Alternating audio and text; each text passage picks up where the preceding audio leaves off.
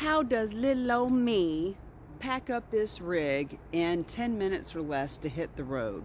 Well, let's start with the poo. So I'm going to pull the black water first, which is what's got the poo in it, and then you pull the gray water, which is the sink and shower, and it cleans out the hose. There goes the poop. There goes gray water cleaning out the poo, and then we're going to pull this hose in. So for the first 2 years, I've got a big tote that's got the hose and snake and all that stuff in it. And I was pulling that damn thing out of the trunk of the rig, and it was just a pain in the ass. And then I learned this little trick.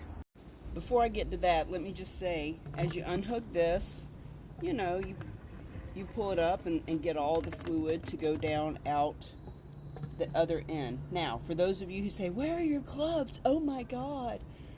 I have gotten moisture on my hands maybe twice in 3 years. It's really not that gross or dirty of a job if you just pay attention to what the fuck you're doing. Now here's the trick I'm talking about. Instead of pulling out that big ass tote, putting it all in there and storing it back away, here's what I do with my hose. Because all these hoses are accordions, you want to make sure that you compact them up. Voila. Now my hose is in here, and every time I set up and break down, bam, right in there. No more carrying the tote in and out, which made it such a pain in the ass. Always make sure you replace the cap. Removing the water hose is pretty cut and dry. Nothing much to talk about here. The only thing I always have to remember is righty-tighty, lefty-loosey. And yes, I do have sometimes a water filtration that I put on there, but I'm just not that weird about it. If you've got to have one, then just use one.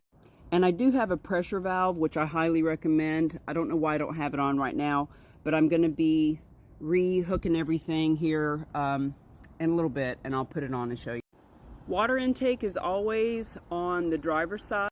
And for some reason, the water storage tank is on the opposite side, which is stupid, poor engineering, obviously done by a man, and it's right by the fucking gas tank. Really? Really? I wonder how often somebody has put water in the gas tank just not paying attention. And before you make fun, I have been in a hurry and actually caught myself, because when you're standing there by the gas tank, you are automatically opening the gas tank. You've done it thousands of times your whole life. You're standing there, getting ready to put water in, automatically you're going for the gas tank, and I have stopped myself and said, wait a minute, I'm putting water up there, not gas in here. So I didn't do it, but it can happen. I am certain of it. I'm going to put that in there. For all of you who say, oh my dear God, Cammie, you're putting water with the electricity. Well, I put together both ends so that the water is in the hose. And look, I'm all about ease and convenience. I used to put it in the bucket over there, and it took me twice as long to do this because I was putting shit all these other places.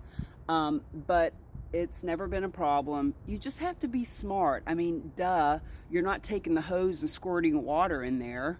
You're putting a dry hose that has been closed in a compartment until you get where you're going. Duh. When it comes to power, there's usually a 50 amp and a 30 amp. And you want to make sure that the breaker is off before you pull it and push it in, just for safety, just to be smart. And you always want to have this surge protector. There ain't nothing worse. I haven't had it happen, but can you imagine? You get a surge and your whole rig is blown. Now there's a hole back here in this compartment where you can pull your cord in and out of so that you can shut this compartment and make it look nice. And you have to take that surge protector off before you can pull it through. But then you just pull it through and put it away. I'm not loading the Scoot up today, but I've got a couple of other videos that you can watch about how I load the Scooty Scoot. And because we had a huge storm last night, I went ahead and put the tent away. And yeah, I lost my awning. I shouldn't say it that way. I ripped my fucking awning off by accident. So now I use my tent, so I don't have to put that away. Pro tip, make sure the toilet lid is down so your jewelry doesn't fall in. Pro tip, put all of your stuff on the floor before it falls there and breaks. Pro tip, make sure your bathroom door is closed all the way before you start to bring in the slide. Because when you have that bathroom door swing open, ooh boy, what a nightmare that could be. Pro tip, latch the Frigifrator. Anytime you hear me say pro tip, it's because I already know, like when you're driving and you hear the crash thud thud of everything in the Frigifrator coming out, you'll start to remember to close that. And the bathroom door, if it swings open when you're pulling it in, you could literally, like, in a split second, crush that door. So, yeah, I haven't done that, but I have seen it swing open when I'm pulling the side in, and that'll scare you. Pro tip, close that bad boy. That's a mess. Put it in the drainer along with any other cups or things you don't want to spill. All right, I'm starting it up as an extra little side thing for you. My rig has this button down here for emergency start, and my battery's dead. So all I gotta do is hit that button and the rig will start. Always check that all of your outside cubbies are locked, even when you think.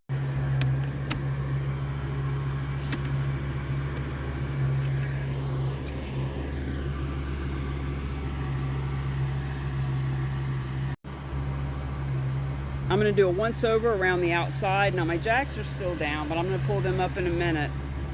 I even have a little bag of poo I need to pick up. Give a little look-see. Everything is put away.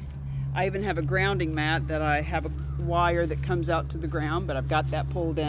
You get inside. You're the most important thing. Get back in there. Go on. Make sure you lock your door, not only because when you're going down the road, you wouldn't want somebody to just grab it and jump in, but it will fly open sometime. Now, that might seem really silly to you, but I happen to have my dog's collar on me to secure it one day, and now I just do it all the time, because when she is up, and sometimes I will, see, I keep her strapped so she can put her head out the window, but she can't jump out. But when we're going down the road and we're going to be on the road for an hour, I'll unhook her and let her come sit in my lap. Or we usually put a pillow right here, but it's on the motorcycle right now, so she can sit next to me. She loves that. And so if she's up walking around going to get water, I would be absolutely horrified if that door was open and she went out at 80 miles an hour. So putting that little collar on there just makes me feel better. You do your thing. FYI, I used to put this thing in here and it would hold the couple of doors shut. But the fact is, all these drawers are so wonky now, they all open up when I'm going down the road, no matter how much I close them. So I'm not really worried about it anymore. As long as the Frigifrator doesn't open, all these other cabinets don't open. And the doors opening, the drawers, it doesn't really matter.